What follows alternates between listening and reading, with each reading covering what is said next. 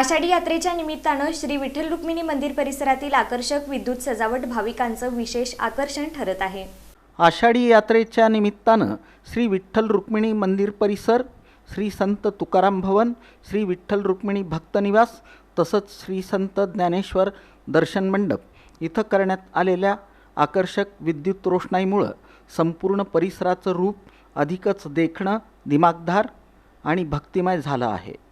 आषाढी यात्रेनिमित्त राज्यासह देशभरातून लाखो वारकरी आणि भाविक श्री विठ्ठल रुक्मिणी मातेच्या दर्शनासाठी पंढरीत दाखल होत आहेत। दिवस रात्र अखंड सुरू असलेल्या दर्शन व्यवस्थेबरोबरच मंदिर परिसरातील आकर्षक विद्युत सजावट भाविकांचं विशेष आकर्षण ठरत आहे। सूर्यास्तानंतर संपूर्ण परिसर विविध रंगी प्रकाशानं उजळून निघत आहे।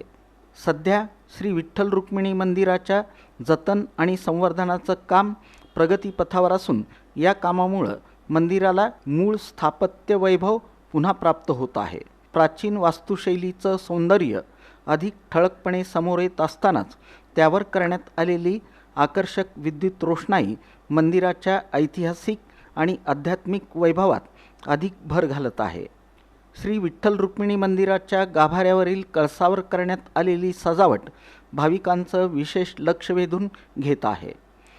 कळस दर्शनासाठी येणारे अनेक वारकरी आणि भाविक या अलौकिक दृश्याचं छायाचित्रण करून या अविस्मरणीय क्षणांची आठवण जतन करत आहेत। विद्युत रोषणाईसाठी अत्याधुनिक LED माळा, रोप लाईट, आकर्षक लटकन, सजावटीची तोरणे, व्हाईट आणि वार्म फोकस लाईट्स तसंच विविध डेकोरेटिव्ह लाईट आर्टिकल्सचा वापर करण्यात आला आहे। भाविकांच्या सुरक्षिततेला सर्वोच्च प्राधान्य देत संपूर्ण विद्युत यंत्रणा अत्याधुनिक सुरक्षा मानकांनुसार उभारण्यात आली असून आवश्यक संरक्षक यंत्रणा आणि तांत्रिक उपाययोजना कार्यान्वित करण्यात आल्या आहेत।